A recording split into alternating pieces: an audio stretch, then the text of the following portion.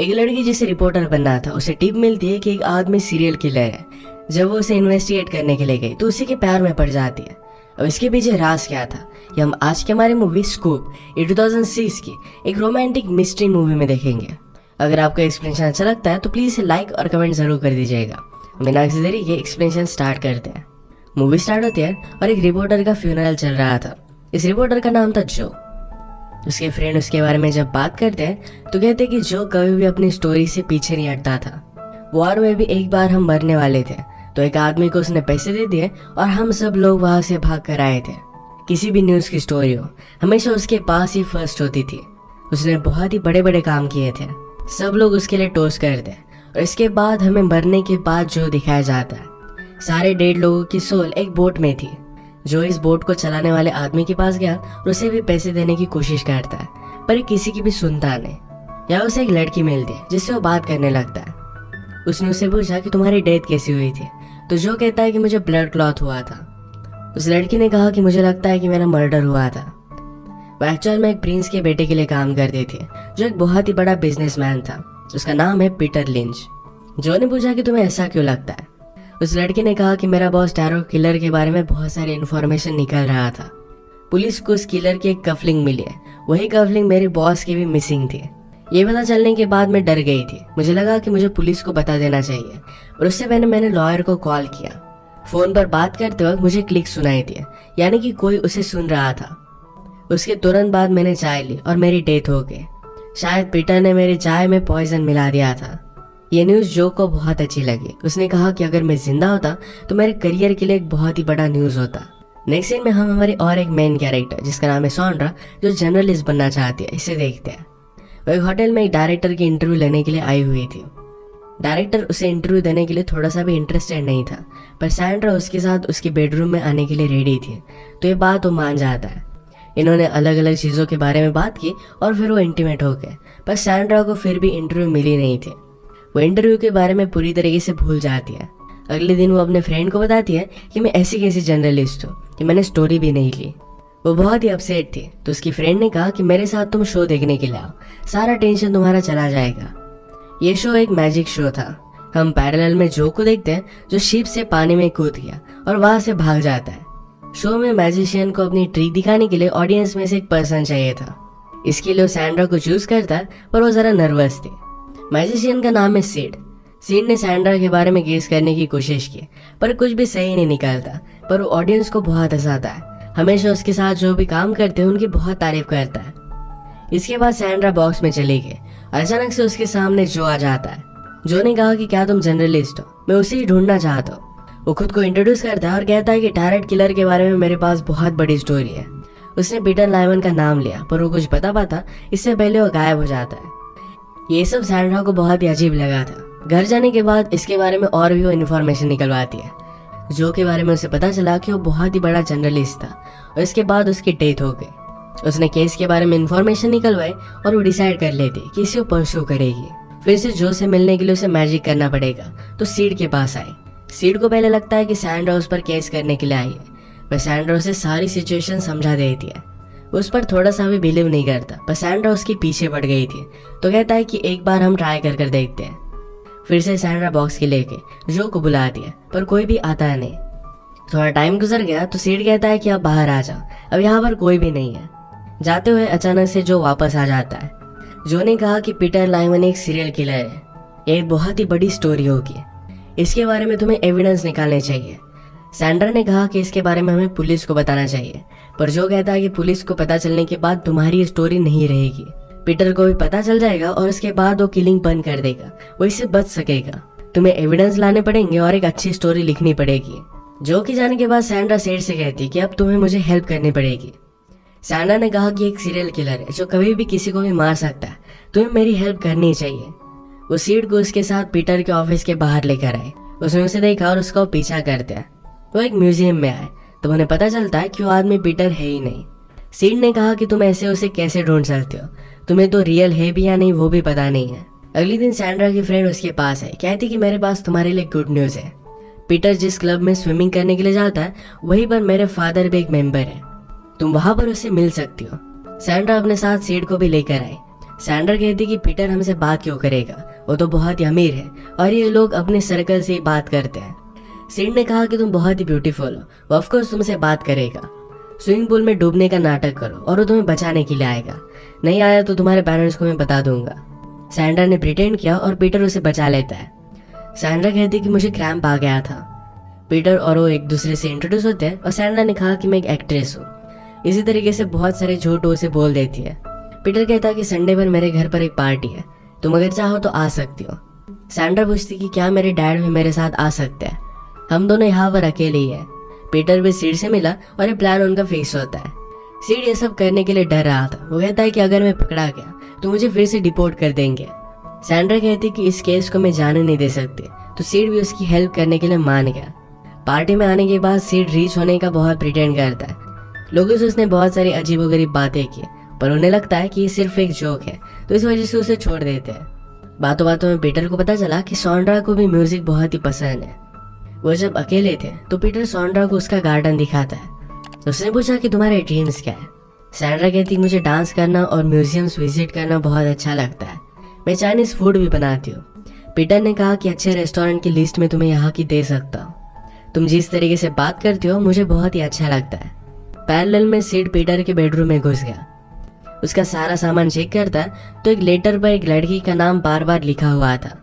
Peter Sandra से कहता है कि तुम बहुत ही ब्यूटीफुल लग रही हो। मैं पहले लव एट फर्स्ट साइट पर बिलीव नहीं करता था, पर तुम्हें देखने के बाद मुझे बिलीव होने लग गया है। उसे किस करने के लिए उसके पास आया, पर सैंड्रा उसे रोक लेती है।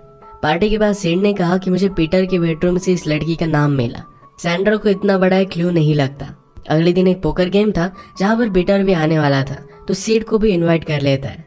गेम स्टार्ट हुआ और पीटर ने कॉल कर बताया कि आज मुझे जरा लेट हो जाएगा। बाद में इस गेम को ज्वाइन करता है। अगले दिन सैंड्रा को पता चला कि उस किलर ने और भी एक लड़की को मार डाला है। इसके बारे में सीड कहता है कि कल रात गेम में वो बहुत ही लेट आया था, उतने समय में वो किसी को भी मार सकता था। सैंड्रा कहती कि हमें उसके पास जाना पड़ेगा, उसके घर में जाकर और भी हमें जानकारी निकालनी पड़ेगी।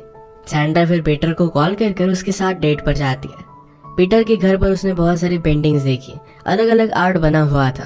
वो कहती कि ये सब बहुत ही ब्यूटीफुल है। पीटर कहता है कि अगर तुम्हें ये पसंद आया तो नीचे मेरा सेफ है जहाँ पर बहुत सारी अच्छी चीजें हैं। सब एंटीक चीजों को उसने संभाल कर रखा था। वो कहता है कि इन चीजों की तरह तुम भी बहुत रोमांटिक हो। इसके बाद वो दोनों इंटीमेट हो गए। आज रात सेड अपना मैजिक शो कर रहा था, तो जो उसे फिर से मिलने के लिए आ जाता है।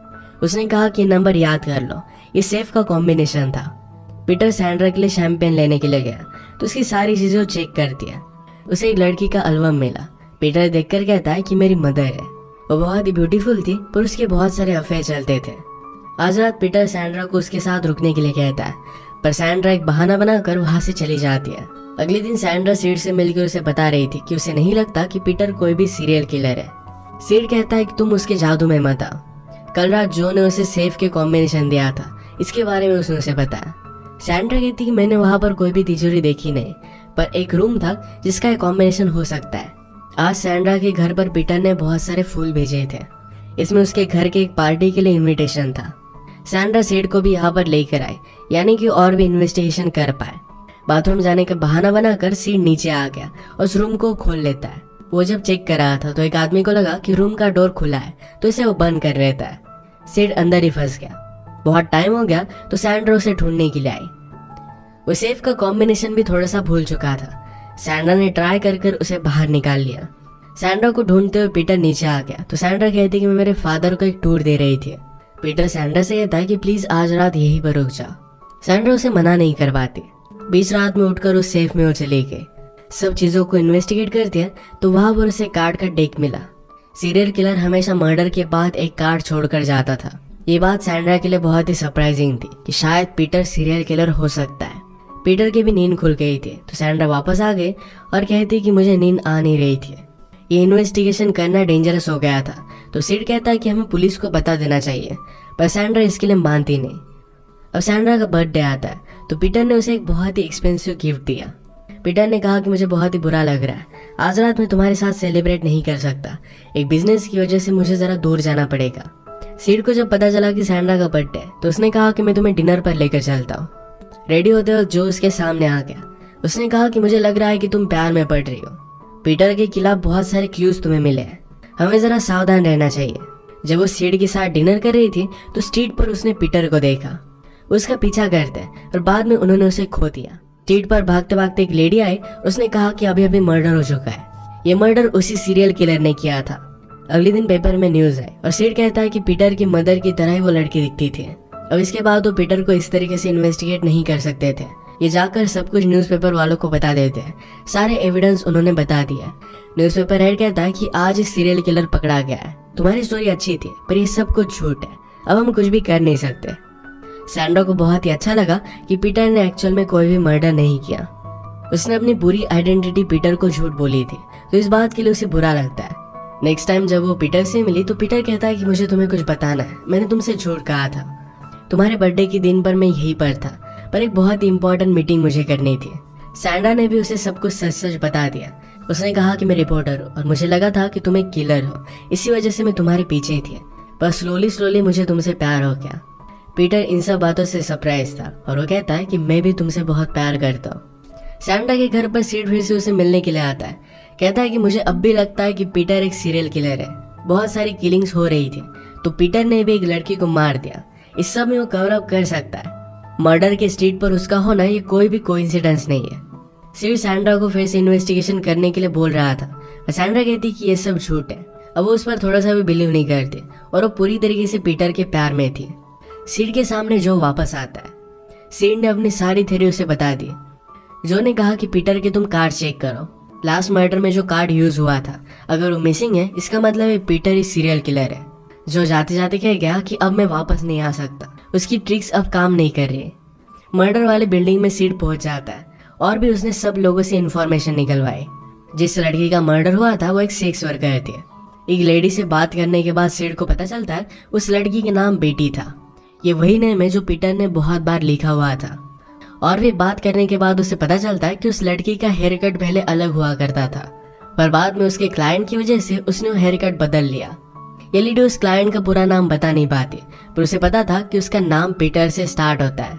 अब सीड कंफर्म हो चुका था कि पीटर ने मर्डर किया है।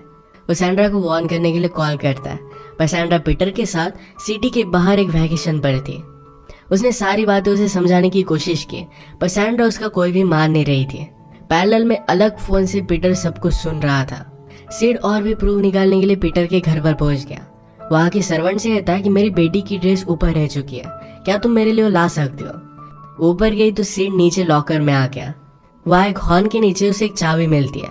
ये चाबी लेकर वो निकल रहा था, पर सर्वेंट ने उसे उस रूम से बाहर निकलता हुआ देख लिया। वो इसके बारे में पीटर को कॉल कर देती है।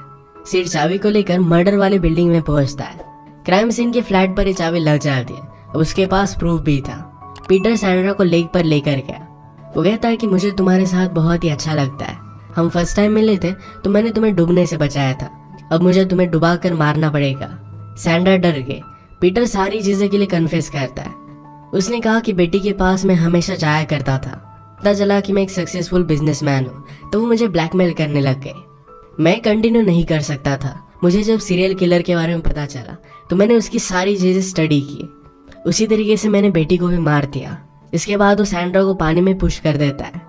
सीड फास्ट ड्राइव कर सैंड्रा को बचाने की कोशिश कर रहा था, तभी उसका एक्सीडेंट हो जाता है। पीटर घर पर आकर पुलिस को कॉल करता है। उसने ऐसा प्रिटेंड किया कि सैंड्रा एक्सीडेंटली पानी में गिरकर उसकी डेथ हो गई। पुलिस आने पर सारी स्टोरी उन्हें बता रहा था, तभी सैंड्रा वहां पर पहुंच जाती है। वो कहती कि मैं स्विमिंग की चैंपियन हूँ, मैं तुम्हारे सामने सिर्फ प्रिटेंड कर रही थी। उसने इस बार एक बहुत ही अमेजिंग सी स्टोरी लिखी। उसे एक अच्छा जॉब भी मिल जाता है। अगर हम सीड की बात करें तो एक्सीडेंट की वजह से उसकी डेथ हो गई थी। वो भी अब 1.5 लोगों की शिप में था। यहाँ पर भी सब लोगों को मैजिक दिखाकर वो उन्हें एंटरटेन करता है। इसी के साथ ये मूवी एंड हो जाती है। अगर आपको एक्सप्लेनेशन अच्छा लगा तो प्लीज़ इसे लाइक और कमेंट जरूर कर दीजिएगा। बहुत सारी मूवीज़ लेकर आते रहता हूँ, तो प्लीज़ चैनल को सब्सक्राइब कर दीजिए और बेल नोटिफिकेशन आइकन दबाना मत भूलिएगा। हम फिर से मिलेंगे और एक नई मूवी के साथ। तब तक के लिए थैंक यू और आप अपने आप का ख्याल रखिए।